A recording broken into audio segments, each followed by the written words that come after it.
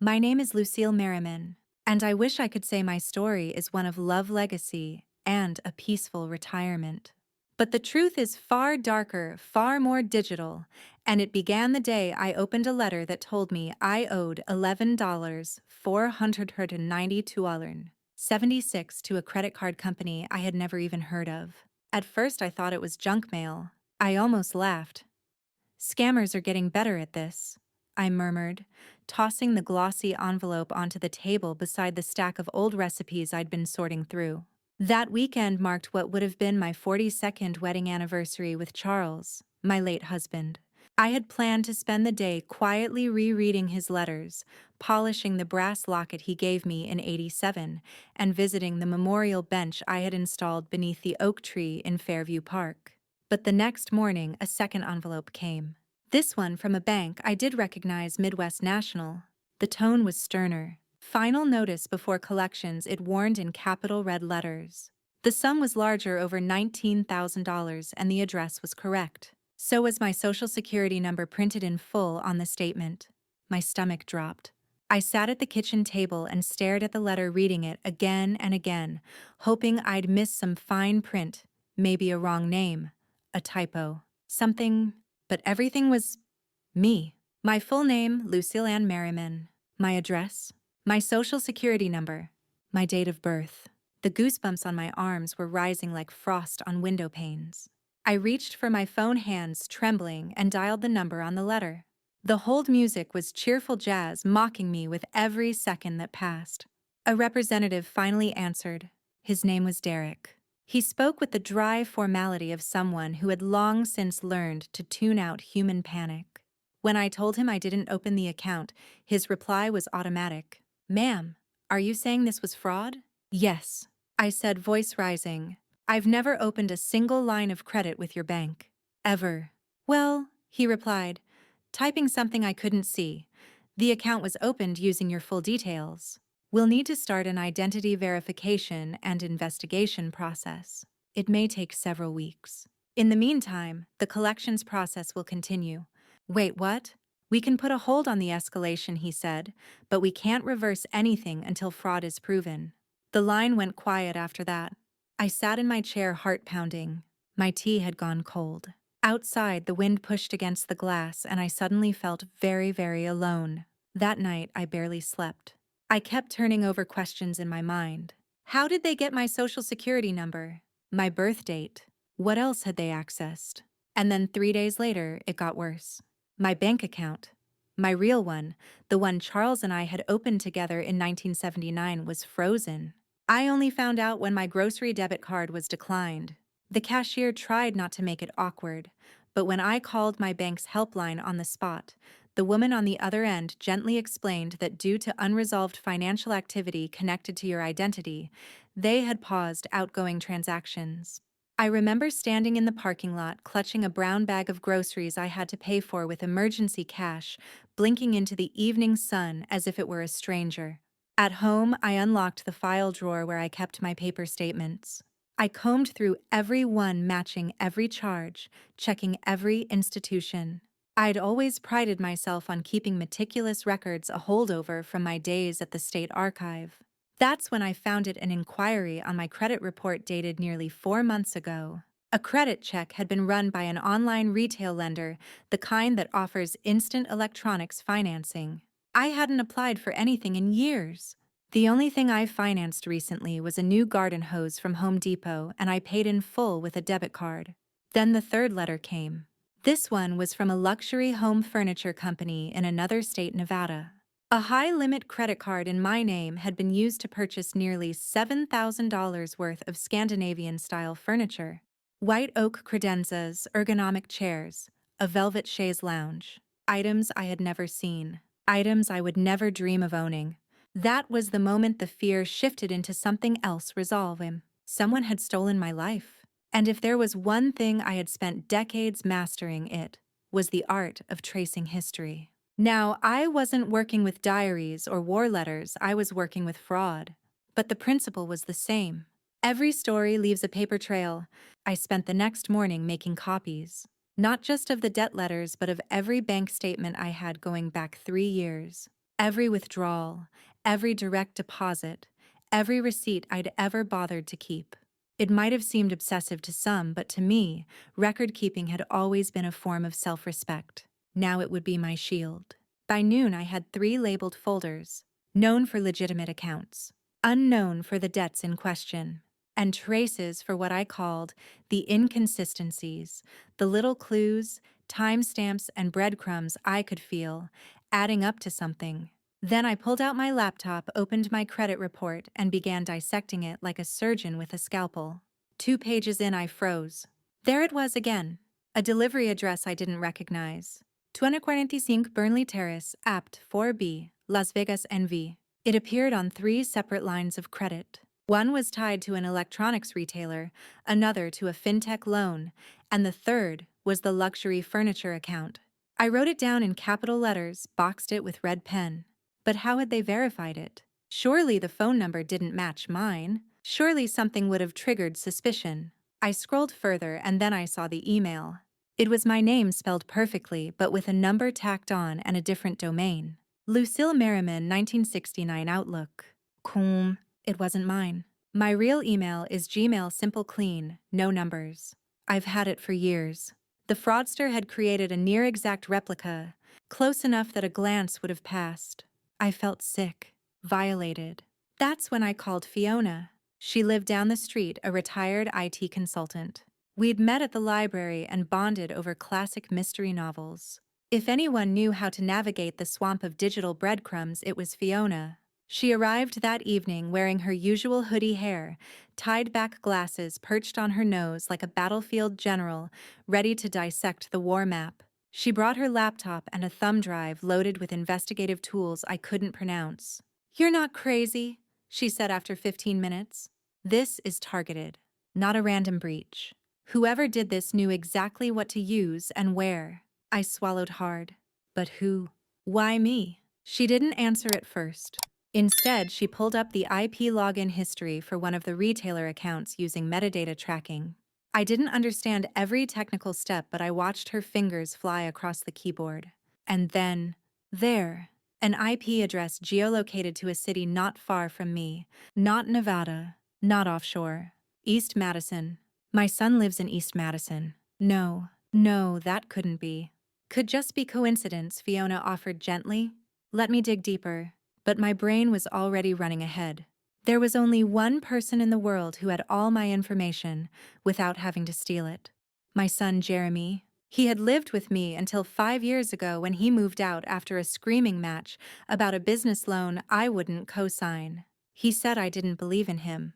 I said I wouldn't sign my name onto something that vague. We hadn't spoken much since only on birthdays or when I sent money for emergencies. Emergencies that were always financial. It didn't make sense. He wouldn't... Would he? I didn't tell Fiona what I suspected. Instead, I sat in silence as she traced the metadata of the fake email, linked it to a PayPal account, and finally found a digital trail that connected to a purchase an Amazon wish list fulfilled, using a name I did know. Jeremy Merriman. I couldn't breathe. I stared at the screen at my son's name attached to a list of items that included gaming monitors, expensive shoes, and a watch that cost more than my first car. "Lucille," Fiona asked quietly.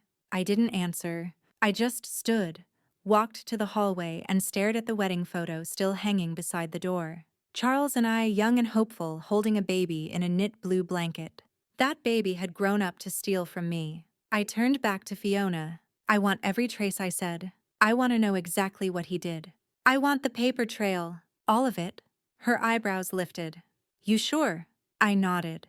"He erased my life. I'm going to write it back." The next morning, I made a fresh pot of coffee and cleared the dining table. It was no longer a place for meals or memories. It was now a war desk. Fiona arrived early, laptop under her arm, determination in her eyes. "We'll start with the timeline," she said, opening a spreadsheet. "The first known fraudulent account was opened 7 months ago.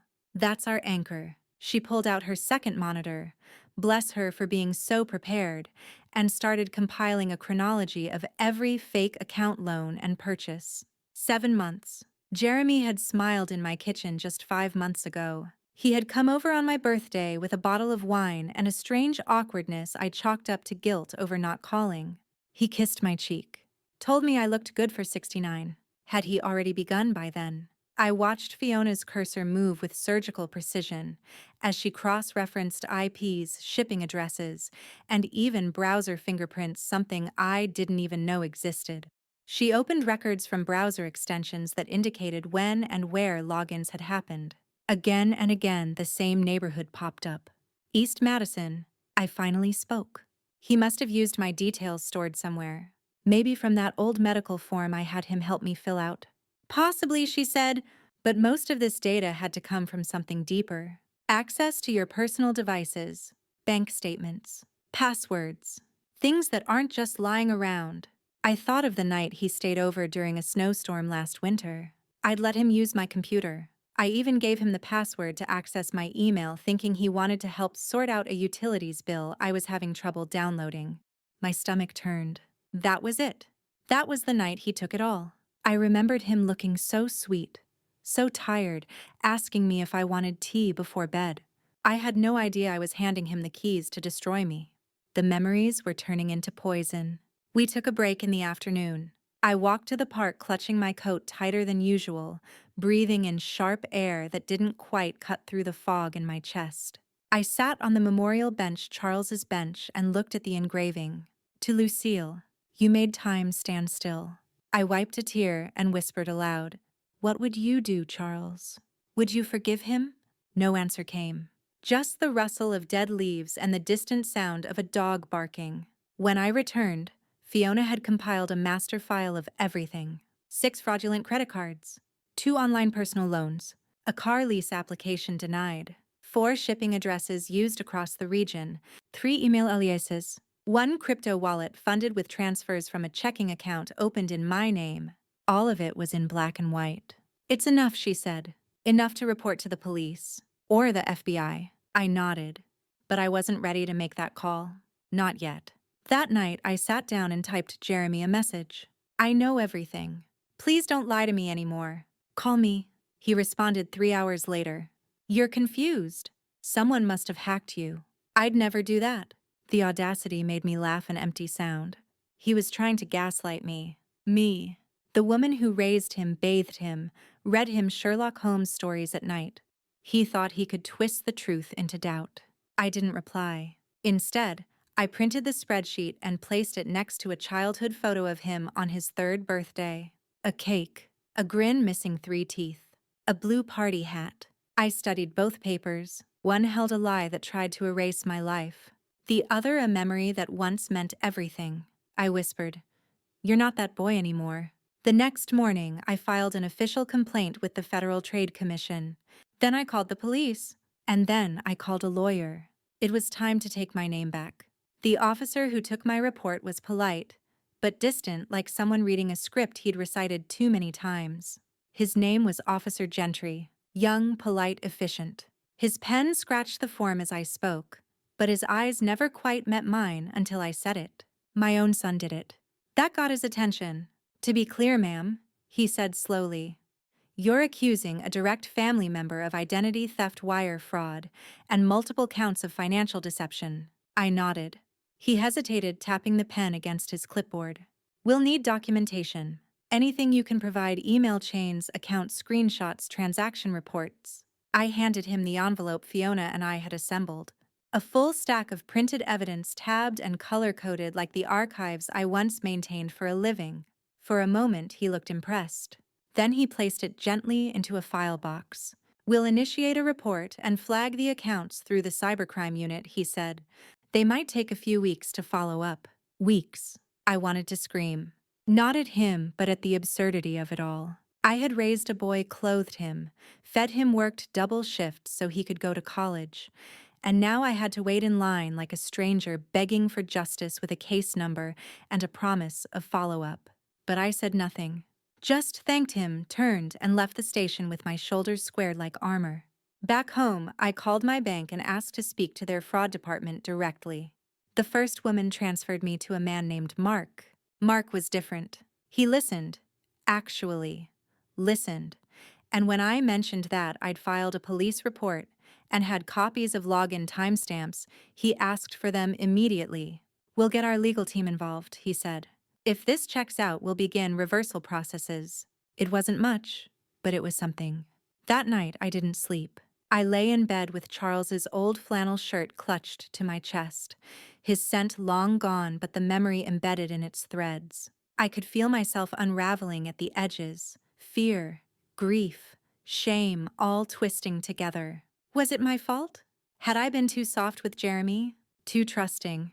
Or maybe too blind? The questions clawed at me until sunrise when Fiona called. "You awake?" "Yes." I traced the crypto wallet. It was cashed out 2 weeks ago into a bank account under Jeremy's LLC. I blinked.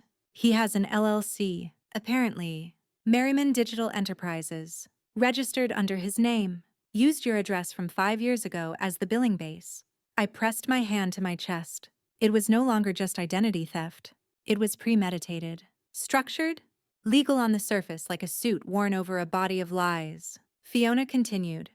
I also found a rental agreement for an apartment in East Madison. Same building as that delivery address. He signed it using a DocuSign account linked to your email address, your real one. That detail broke something in me.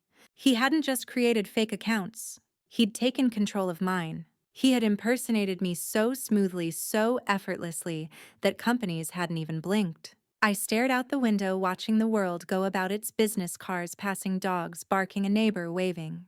All while I stood in the quiet aftermath of a digital storm, a storm no one could see. "I'm going to confront him," I said. "Lucille, I have to, not as a mother, as someone he tried to erase." She didn't argue, just asked, "Want me to come with you?" "No," I said. "He needs to see my face alone, the face he betrayed." I called him. He picked up after the 4th ring. "Hey, Mom," he said, voice light, casual, as if nothing had happened. "Everything okay?" "Yes," I replied, tone like ice. "I need to see you. Today. No excuses." There was a pause. Then, "Okay, my place." "No, come to mine." The silence returned longer this time. Then he agreed. That afternoon, I set the dining table like I used to. 2 plates, 2 glasses, a folded napkin at each seat. Only this time beside my plate sat a folder. Inside, all the evidence. When he walked in, I saw the flicker of something in his eyes.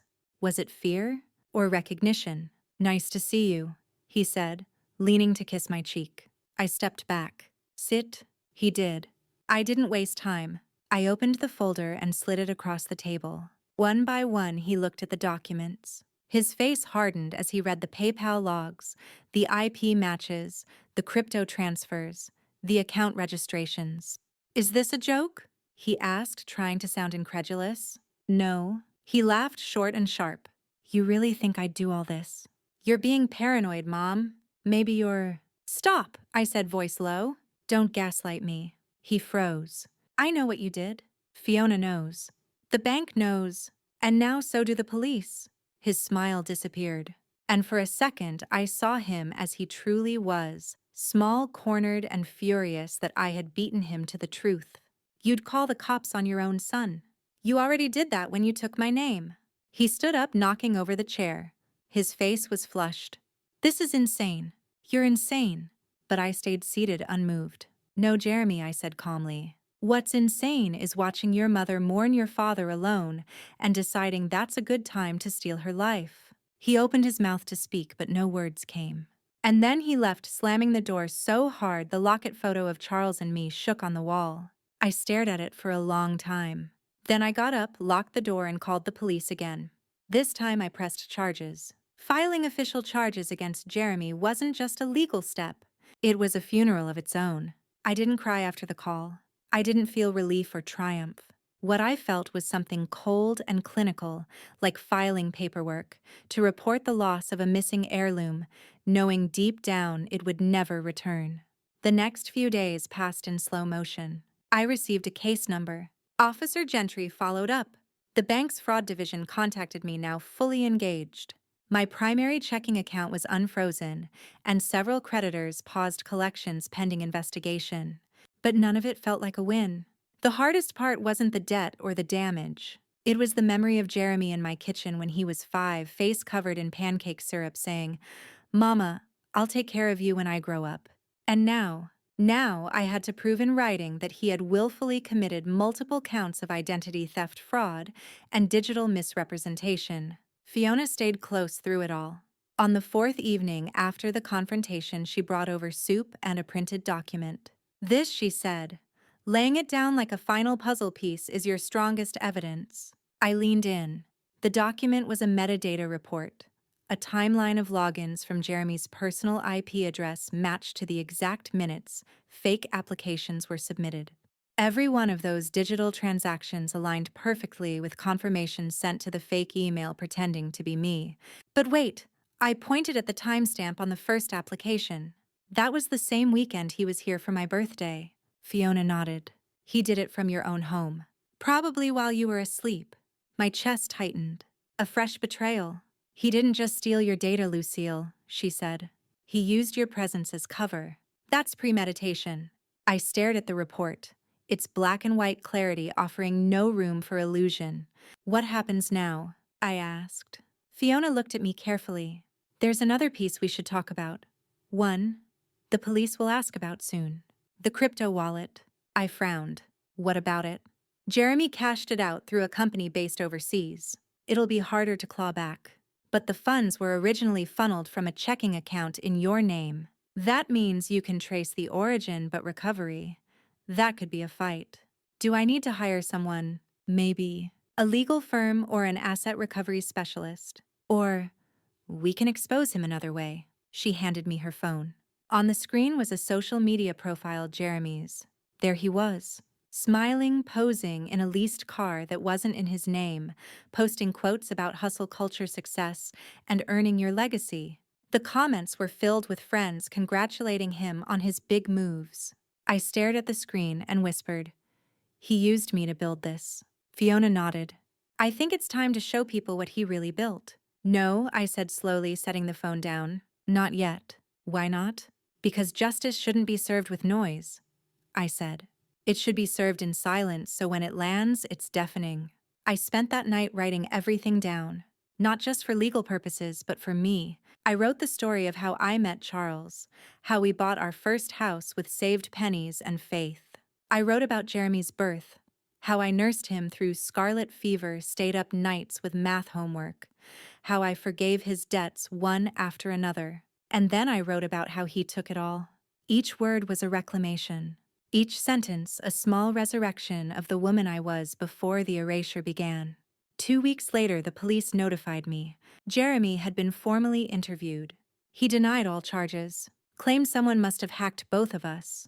But he had no alibi for the timestamps, no explanation for the accounts, no justification for the funds spent. The investigator's tone on the phone was careful but telling. "It's going to court." I sat on the porch after the call, hands folded over a hot cup of tea, staring at the horizon. There was no joy in it, no vengeance, just truth. And the bitter peace that comes when you finally stop asking why someone hurt you and instead begin to repair what they broke. The next day, I contacted a cybersecurity nonprofit. "Would you be willing to share your story?" the woman on the phone asked. I paused. "Yes," I said. "It's time." The auditorium smelled faintly of floor wax and old folding chairs. The local community center had offered their space free of charge when the cybersecurity nonprofit I'd contacted arranged for me to speak. I stood at the podium, heart thudding beneath my silk blouse, the one Charles always said made me look like someone with things to say. I was no public speaker. I preferred card catalogs and quiet. But as I looked out at the modest crowd, mostly seniors like me with notebooks, cautious eyes, and that familiar blend of fear and confusion, I felt something rise inside me. Not anger, purpose. "My name is Lucille Merriman," I began, steady voice echoing gently in the room. "And a year ago, I thought identity theft was something that happened to careless people. People who left their passwords on sticky notes, or replied to scam emails promising free vacations. I thought I was safe because I paid attention." The room leaned forward, but it wasn't a stranger who stole from me. It was my son. Gasps flickered across the rows. Eyes widened.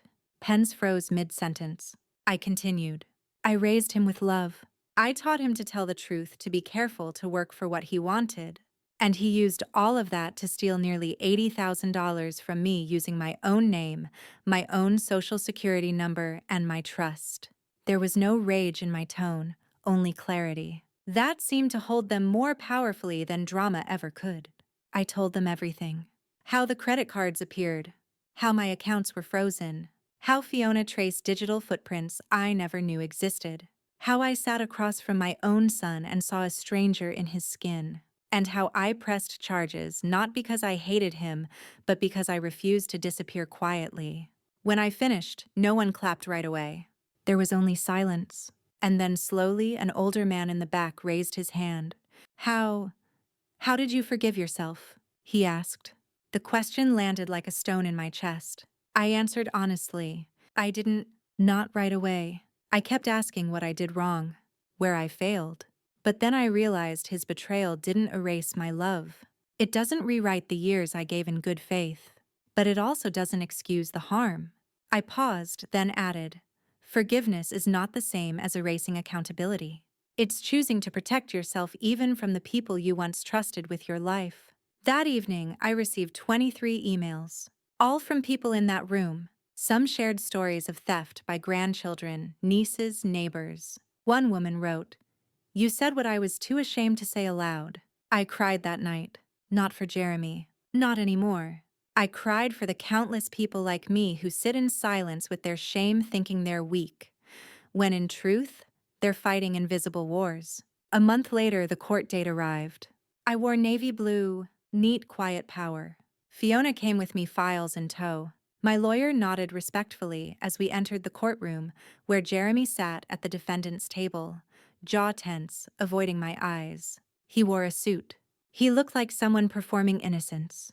The prosecution laid out the evidence with brutal elegance. Login records, financial trails, emails, voice recordings. Fiona's digital forensics were entered into evidence. They even read aloud a shipping confirmation for a luxury gaming chair signed for in his name, paid with a card in mine. Jeremy's defense, that it was all a misunderstanding, that maybe he'd accidentally used an old form of mine, that this wasn't malicious, but the judge saw through it. And when the verdict was read guilty on multiple counts of identity theft and financial fraud, Jeremy still didn't look at me. As he was escorted from the courtroom, I rose. Not to gloat, not to shame him, but to see him clearly one last time. He didn't meet my gaze, and that was all I needed. Back home, I sat at my desk, took a deep breath, and opened the last remaining account tied to my name. I clicked Close Account. Then I poured a cup of tea, lit the lavender candle Charles used to love, and sat beside the window. Outside, the wind was soft. I was finally mine again. The weeks that followed were quieter than I expected. There was no celebratory dinner, no grand sigh of relief, just a stillness that settled into my life like dust after a storm. My name was cleared. The banks reversed most of the fraudulent charges.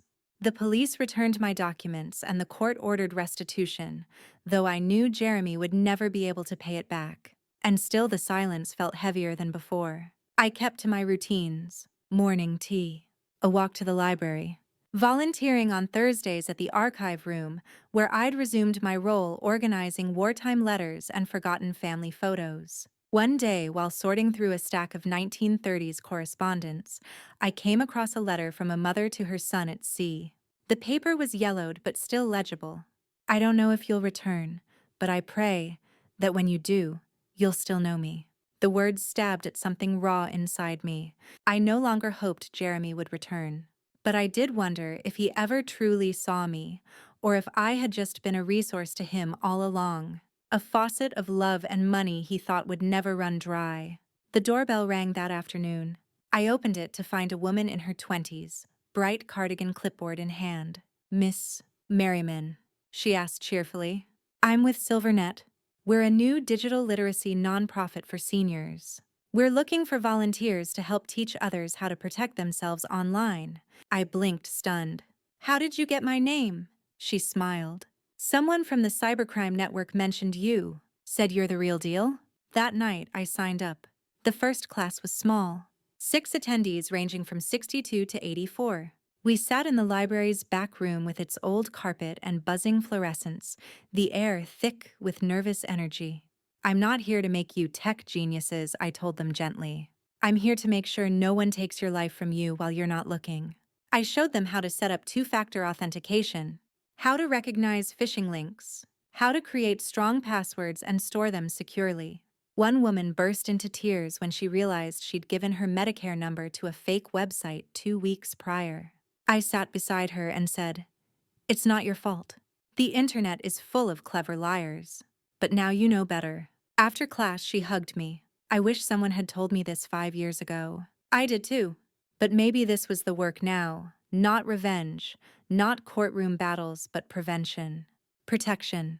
Giving back power to those like me. One afternoon, while cleaning my desk, I came across Jeremy's birth certificate. I don't know why I'd kept it there in a side drawer hidden under years of paperwork and stamps. I held the thin paper in my hands, tracing the ink of my own signature as his mother. So much promise, so much pain. I thought of calling him, just to say something. But what? Why did you do it? Do you miss me? Do you even care? The words felt hollow. Instead, I slipped the certificate into a small fireproof box along with Charles's letters and my court documents. The story of my family now existed in layers: love, loss, and betrayal, locked together like sediment. It wasn't perfect, but it was real. I never told the Silvernet group who the thief was in my story. I didn't need to. What mattered wasn't the headline, it was the warning.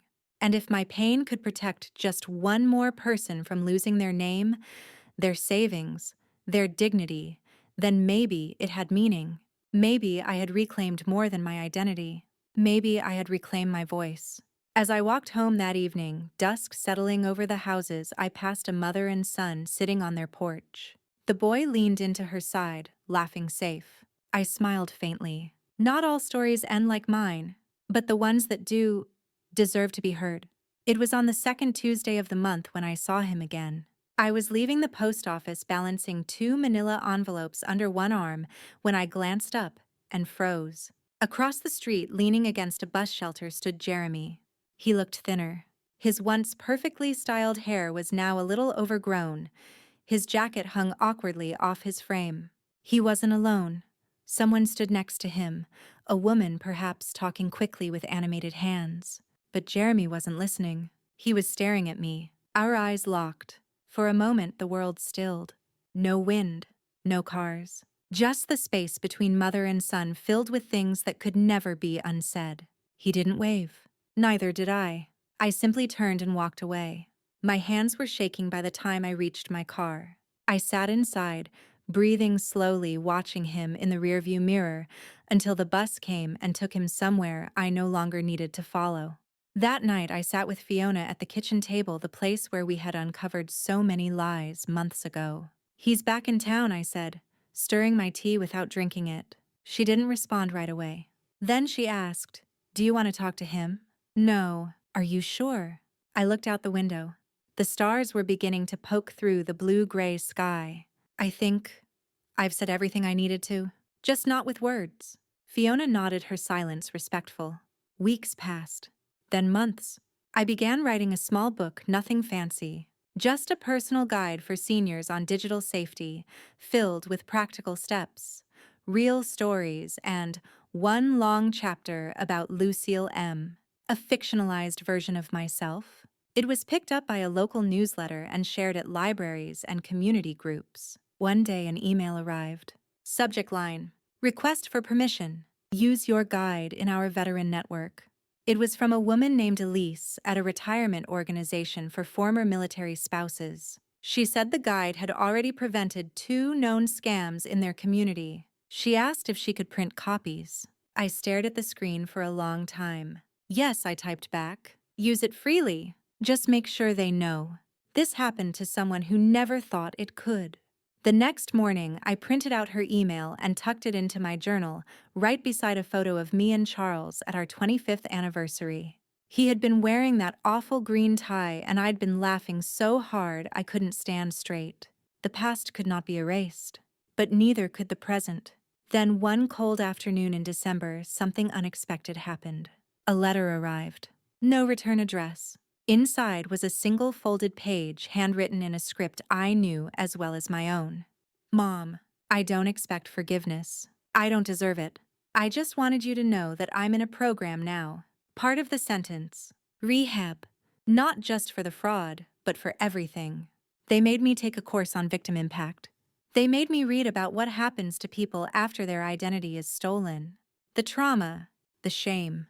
I cried when they described how victims lose sleep, friends, even homes, because I knew exactly who they were talking about. I didn't write before because I didn't think I had the right to. I still don't. But I wanted you to know I'm trying. I know it's too late. Jeremy. I stared at the letter until my vision blurred.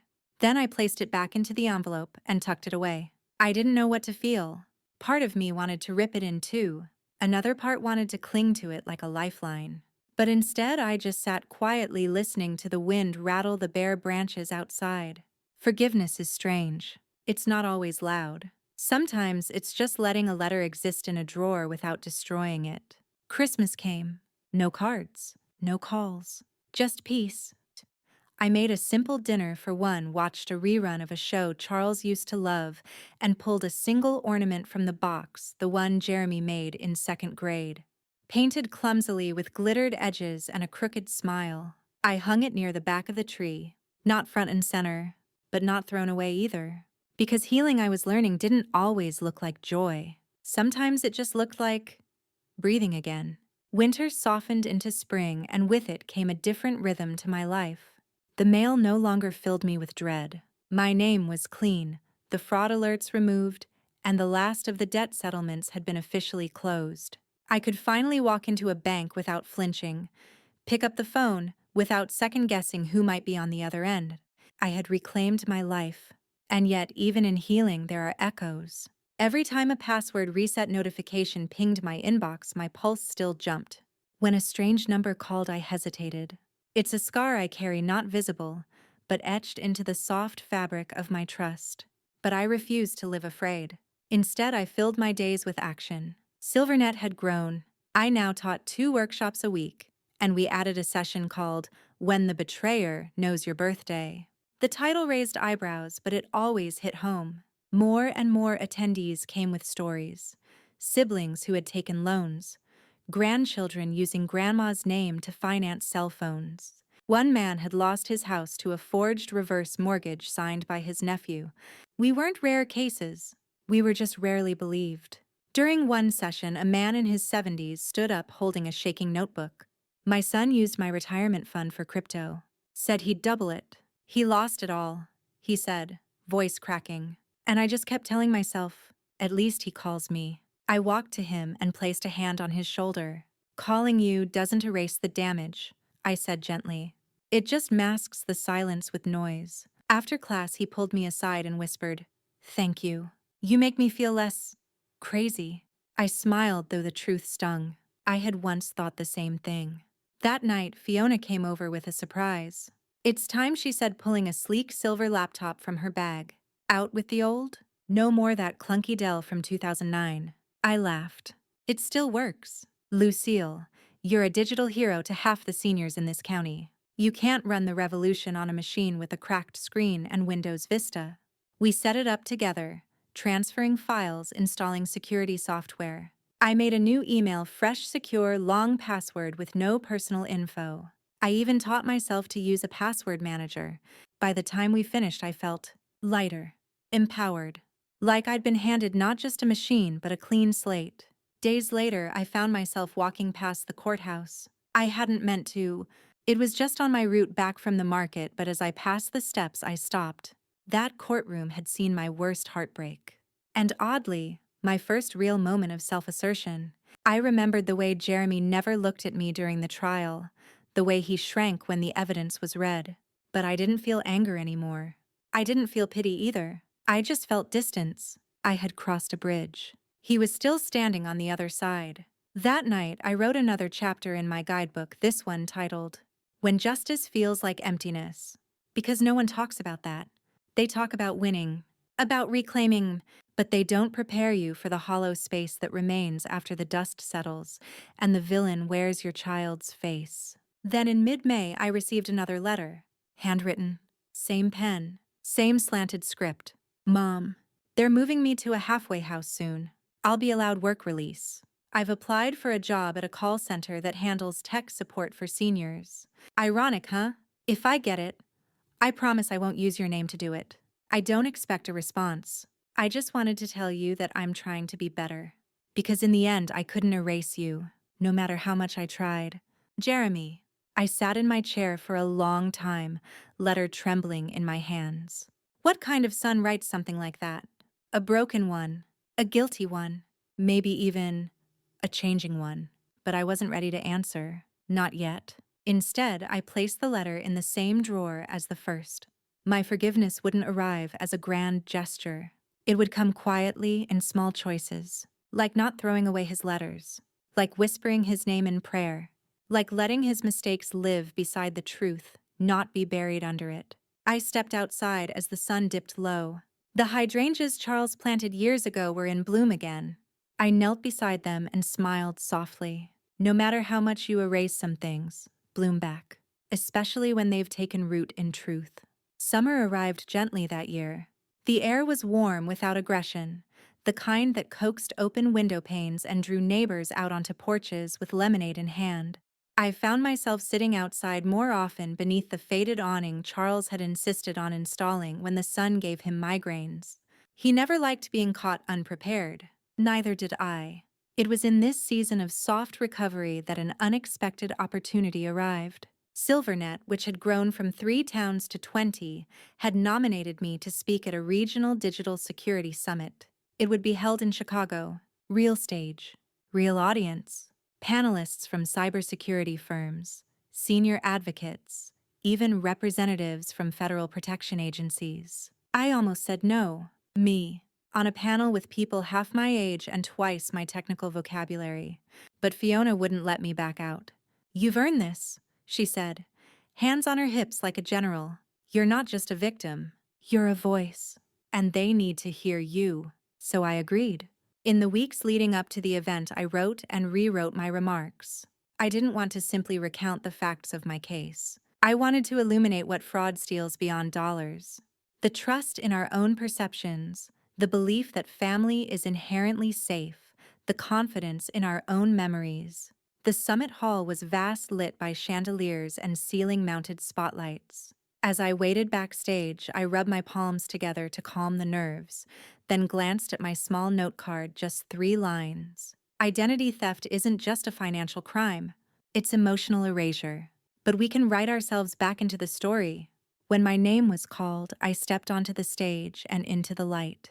I told them about Lucille Merriman, not the archivist, not the mother, but the woman who sat in her kitchen with a letter in hand, realizing her life had been digitally dissolved.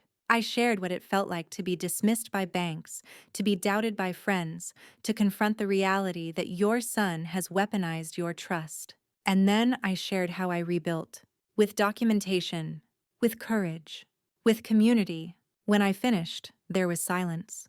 And then, applause. One man, a cybersecurity consultant in his early 30s, approached me afterward. "My mother was scammed last year," he said. "She still won't talk about it. But I'm sending her your name. She needs to know she's not alone." I smiled, both grateful and gutted. So many of us suffer in silence, afraid our vulnerability will be mistaken for incompetence. But if I had learned anything, it was this. Vulnerability is not weakness. It's evidence that we dared to trust. On the train ride home, I watched the Midwestern fields pass by in golden streaks. I thought about Jeremy not out of longing, but out of wondering. Where was he now? Had he taken the job at the call center? Was he helping other seniors now that he had hurt one so deeply? A part of me still didn't know what to do with the letters he'd sent. They sat in my desk untouched since spring. But that night when I got home, I opened the drawer and reread both. Then slowly, deliberately, I pulled out a fresh sheet of paper. I began to write, "Jeremy, I got your letters. I read every word, more than once. No, I don't forgive you. Not yet. But I see you trying. That matters more than you may realize. Your choices cut deep. They unraveled parts of me I thought were unbreakable. But I'm still here. I found strength you didn't count on, and I'm building something better from it. You may never be part of my life again. But your letters, they remain. That's not nothing, Mom. I didn't send it. Not yet. But it existed now. A fragile bridge. Not built. Not burned. Just possible. Later that week at the community library, a woman approached me after a workshop. I heard your panel, she said, her voice trembling. My daughter used my social to open a loan. I haven't told anyone. I thought I'd die of shame. I took her hand. You won't, I said. But you might start to live a little louder now. She began to cry, and I understood that feeling. Because truth, no matter how bitter, always carries the seed of liberation. And my name, which had once been forged into 1,000 lies, now belonged entirely to me. It happened on a Thursday. I was shelving books at the local archive when Fiona burst in, phone in hand, cheeks flushed with adrenaline. You need to see this. I blinked at her. Fiona, I'm in the middle of the Z surname binders. Forget the Z's. Look. She flipped her phone toward me. On the screen was a social media post. A short video. A young man sitting in front of a microphone wearing headphones. His voice calm. I recognized him instantly. Jeremy. The caption read, Confessions of a Cyber Fraudster. Why I Stole from My Own Mother. I stared at the screen, frozen in place. Fiona gently pressed play. The video began simply, no dramatic music, no fancy edits. Just Jeremy speaking, his face older, now his eyes a little dimmer. My name is Jeremy Merriman. I'm 34 years old and I'm here because I want to admit what I did. Not to get sympathy, not to get a job, but because I need to say it out loud. 2 years ago, I stole my mother's identity. I used her name, her social security number, her email access. I opened credit cards, took out loans, even used her old address to lease a place I couldn't afford. I did it all while smiling at her face, knowing she trusted me. I felt my knees weaken. Fiona gently nudged me into a chair. Jeremy continued. I told myself I had reasons. That she owed me. That I was just borrowing until I figured it out. But none of that was true. The truth is, I took advantage of someone who loved me because I knew she would never expect it. I watched her unravel. I saw the fear in her eyes. And still I stayed silent. That silence was worse than theft. It was a kind of murder because I tried to erase the woman who made me. He paused, eyes flicking away from the camera. I lost everything. And I deserved to. My mother. She didn't scream. She didn't ruin me publicly. She just held the truth like a sword and stood her ground. And I couldn't look at her again. She hasn't forgiven me. I don't know if she ever will. But I'm telling this story because maybe someone else is where I was, justifying, lying, spiraling. Maybe this will stop them before they cross that line. The video ended with silence. Just him sitting there. No tears. No applause. Just the hollow honesty of someone who had finally stopped running. I didn't know how to breathe. Fiona placed her hand on mine. What do you want to do? I didn't answer. Not for a long time. That night I sat with my thoughts. Not rage. Not hope. Reflection. It was one thing to file charges. Another to sit in court. But this, watching him confess publicly, not because he was forced, but because he needed to shook something in me. I didn't know I was still protecting. I didn't know if I felt proud. But I did feel seen. He'd told the world what he did, and he didn't blame me. Not once. That meant more than he knew. The following week, I was invited to speak at a regional TV station.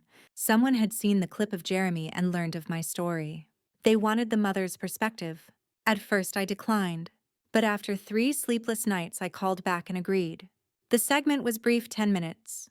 The host was warm, gentle, curious. She asked the hard questions, the right questions. How did it feel to press charges against your son? I answered honestly, like walking into a fire with wet matches, like trying to protect myself with a weapon that also cut my heart. She nodded slowly. Have you forgiven him? I hesitated.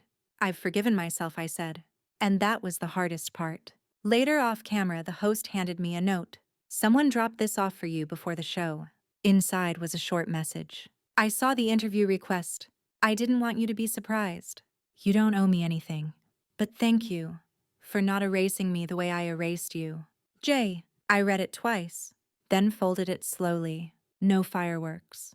No hugs. Just another small stone added to the fragile bridge between us. Maybe that's how redemption works, not in grand apologies, but in moments of truth that ask nothing in return. That weekend, I taught a new workshop.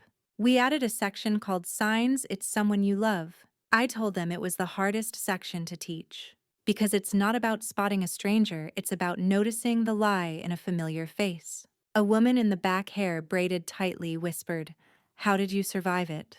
I didn't speak right away. Then I said, "I didn't survive it. I transformed because of it." And in her eyes, I saw something shift. The summer waned, and with it, the fever of public attention cooled.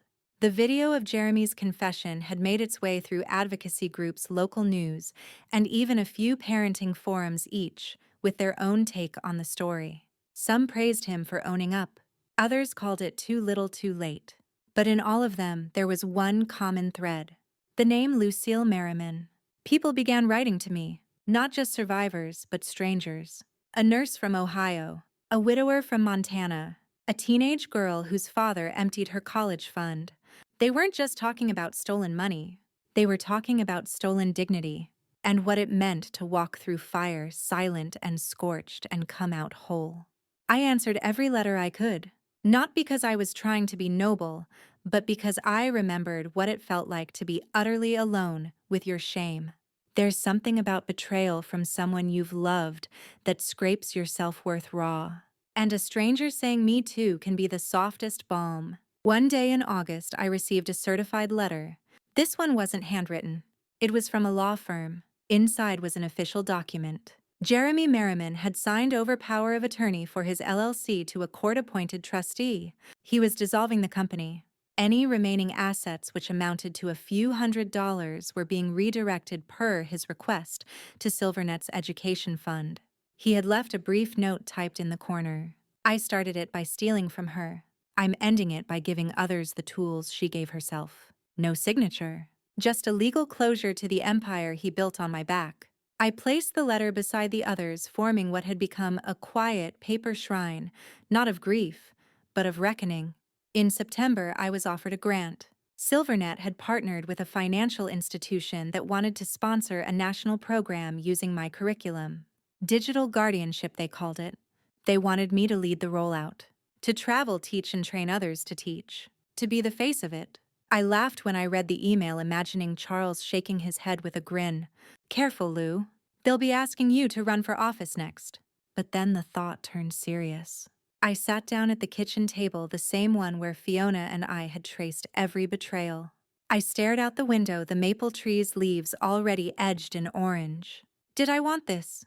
Did I want to carry this further?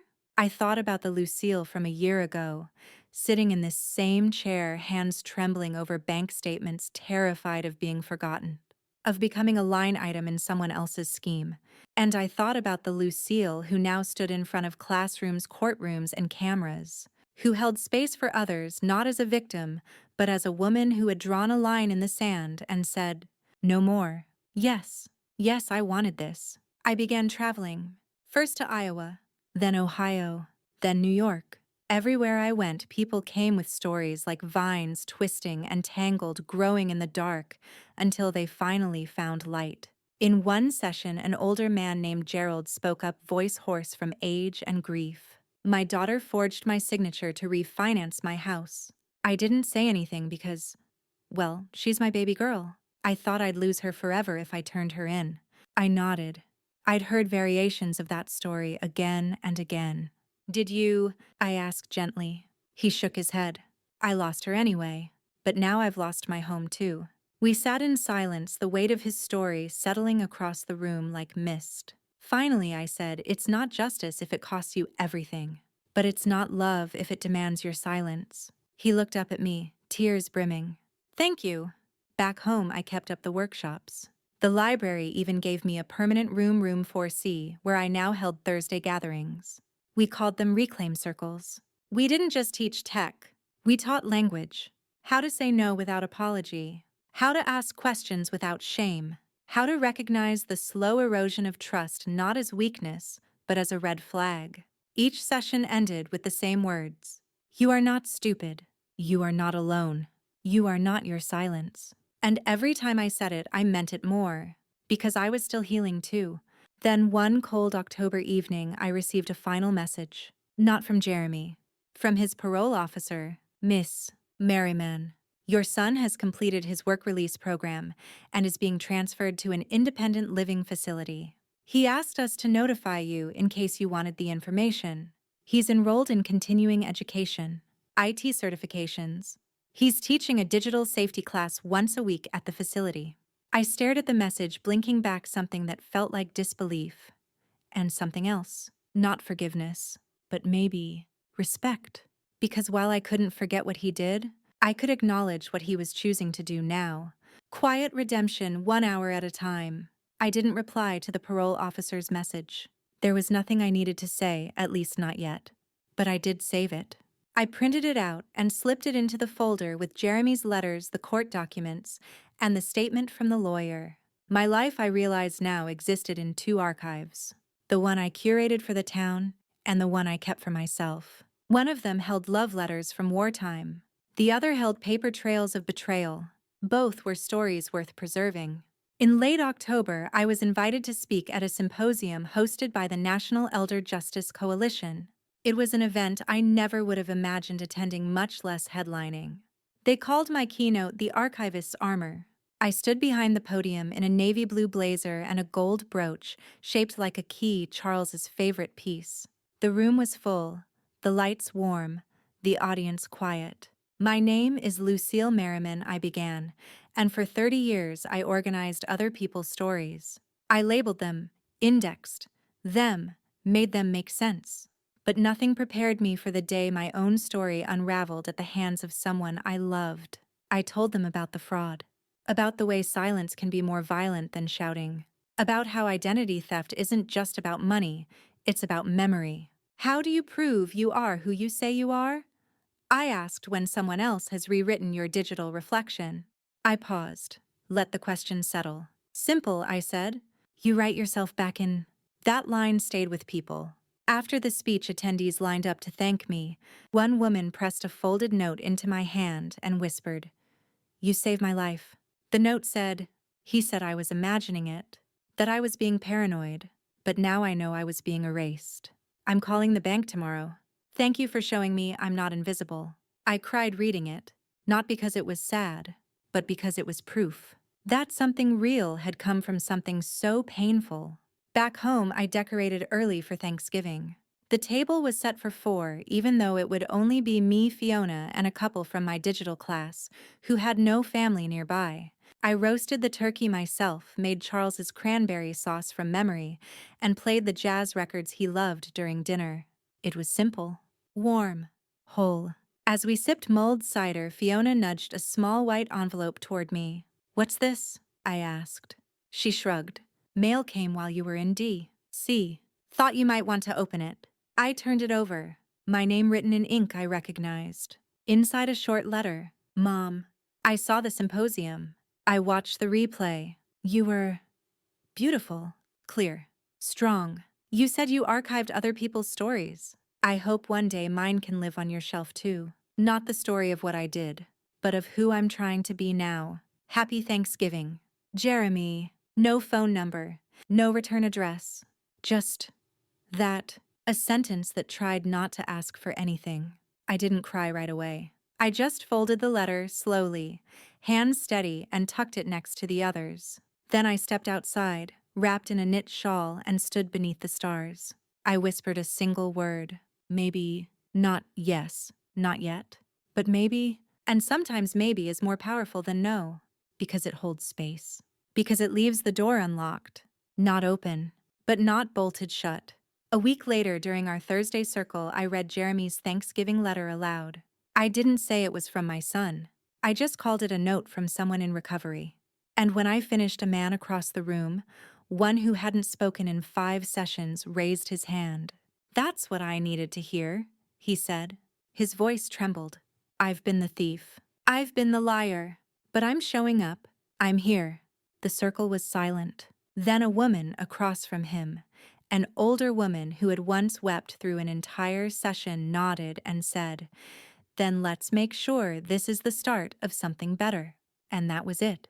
No grand speeches, no confessions, no consequences to assign, just community. And in that room with its aging wallpaper and flickering fluorescent lights, I saw what real justice looked like. Not punishment, but transformation. Winter returned with its soft insistence. Snow blanketed the quiet edges of the town, muffling everything but the hum of street lamps and the crunch of boots on old sidewalks. I'd always found comfort in winter's hush, but this year it felt different. Not heavy, just full. Like the world was exhaling something it had been holding in for too long. The Thursday Reclaim circles continued to grow. We added a second session each week, one for those affected by digital fraud, another for those who had committed it. Yes, you read that right. Offenders. Some court-ordered, others voluntary. A quiet experiment in restoration. At first I wasn't sure I had the strength for it. But something Fiona said stayed with me. If we don't teach the people who've broken the trust, who will? Silence doesn't educate. Shame doesn't rehabilitate. She was right. And so I sat in those rooms too. Not as a victim, not even as a teacher, but as a witness. We listened to people who had used their parents' bank cards, opened loans in their siblings' names. One man admitted to forging his late wife's signature for a second mortgage because he was drowning in medical bills. They weren't monsters. They were messy, flawed, some still in denial, others clawing at repentance like it was the only rope left between them and drowning. And in every session I asked one question: what do you think it cost them beyond the money? That's where the real work began. Tears, silence, cracks in the armor. People don't change when you shame them. They change when they understand who they've wounded. A few days before Christmas, I received a small parcel in the mail. No return address. Inside, a wrapped item and a folded note. The note was short. Mom, you once told me archives are proof that people existed. That someone's name written carefully was a way of saying, you mattered. I found something. I thought maybe you'd want to archive it. No pressure. Just love. Jeremy. I unwrapped the parcel. It was a leather-bound journal. Old. Worn. The inside cover read, Charles Merriman, mid-1976. My breath caught. Charles's field journal. I'd assumed it was lost, misplaced during our last move before his illness. But here it was, pages intact, filled with notes from his early days as a landscape surveyor, measurements, observations, a poem about the river bend he always loved, doodles of trees and birds, and a tiny sketch of my face on the last page. I pressed my fingers against the leather, overwhelmed. Where had Jeremy found it? Had he been holding on to it all these years? Did he know what it meant to me? Maybe that's why he sent it now. Not to earn back trust, but to return something sacred. Not money, not reputation, but memory. On Christmas Eve, I lit a single candle beside Charles's photo and placed the journal next to it. Fiona arrived later with hot cider and a tin of cranberry scones. We sat near the fire, wrapped in silence that didn't need to be filled. After dessert, she handed me a small card. You've got one more present. Inside it read, your curriculum has been accepted into the National Digital Literacy Initiative. They're naming the program after you. Introducing the Merriman Method. I blinked, stunned. Fiona grinned. You're national, Lou. I laughed, full surprised, real. Charles would be furious they named it after me. No, she said, eyes soft. He'd be proud you turned pain into a path for others. I didn't write back to Jeremy that night. But I sat with his note, with the journal, with the ghost of the son I once knew, and the man who might be becoming someone better. I whispered thank you to the quiet room, to the journal, to the journey, to myself. And in that moment I realized something I hadn't been ready to admit until then. I had forgiven him, not with fanfare, not with reunion, but in the quiet act of placing his letter alongside Charles's two voices from the men who shaped my life, both flawed, both human, both still echoing. Forgiveness, I've learned, is not forgetting. It's deciding that someone's story doesn't end at the worst thing they did. It's deciding to continue your own, even if they can no longer walk beside you. New Year's Eve arrived quietly. No parties, no champagne, no loud countdown. Just the slow ticking of the grandfather clock in my hallway and the soft breath of winter beyond the window panes. I sat at my desk in a warm wool shawl, a cup of tea by my side, and a stack of letters, mine, Jeremy's, and Charles's, spread across the surface like constellations in a sky I was finally beginning to understand. I wasn't trying to solve anything anymore. I was just bearing witness. The past year had taught me something no textbook or archive ever could. That stories don't save us from pain. They walk us through it. And if we're lucky, they leave us with something to pass on. I had decided to start a memoir. Not for publication, just for me, for clarity, for healing. I titled it, The Woman Who Took Her Name Back. The first page was simple. I lost my name. Then I found it again in fragments.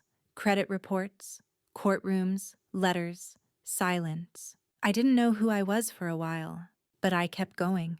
And that was enough. Fiona and I hosted a small New Year's dinner for the Reclaim Circle regulars. We kept it humble soup salad pie, but the warmth was undeniable. Some brought baked goods, others brought stories. Gerald, the man who once sat silent through every session, stood up near the end of the night and raised his glass. To Lucille, he said, "Who taught me that? Even after you lose everything, you can still choose what comes next." There were tears, there was laughter, and there was quiet afterward, the kind that only exists when something important has been spoken. Later that night, alone again, I opened one final envelope. It had arrived that morning with no sender name, but I recognized the handwriting instantly. Inside was a short letter. "Mom, I'm moving to Oregon. Got a job with a tech nonprofit that teaches security tools to seniors in rural areas. They said my story scared them and then inspired them. I wanted to let you know I'm going. Not running, not hiding, just starting over. You don't have to write back. You don't have to believe me. But thank you for being the beginning of my better story. Jeremy." There was a postscript. P. I used a fake name on my rental application this time. "It wasn't yours." I laughed. Out loud. A quiet aching sound. Then I folded the letter and placed it with care into the archive. Not of pain, but of growth. Because it turns out you can love someone and not let them destroy you. You can name the wound and still carry your own worth. You can lose everything, even your identity, and still find a way back to yourself. At midnight, I stood on the porch. The street was silent, blanketed in snow. Somewhere in the distance, a single firework cracked the sky, a small red bloom that disappeared almost as quickly as it came. I held Charles's journal in one hand, Jeremy's latest letter in the other, and I whispered into the cold air, "I am still Lucille Merriman. Not erased, not broken, still here, still writing." Because in the end, identity isn't what others take. It's what we choose to reclaim. And this was the reclamation.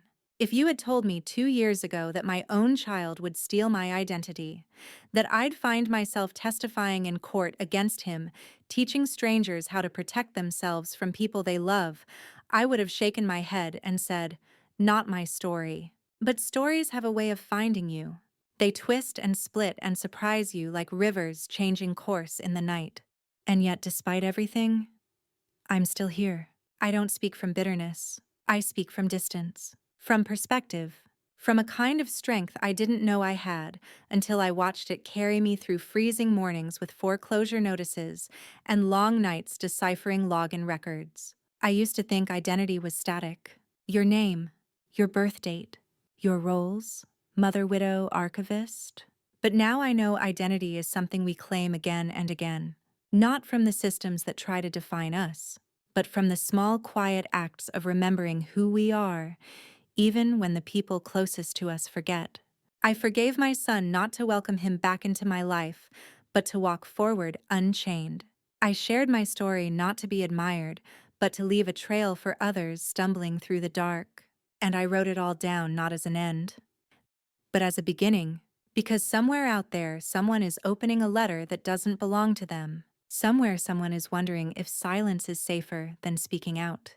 And somewhere, someone, maybe even you, is asking, "Can I ever get my life back?" The answer is yes, but it won't come in an envelope. It comes when you decide your story isn't over, and you write yourself back in, Page by page, name by name, one true sentence at a time.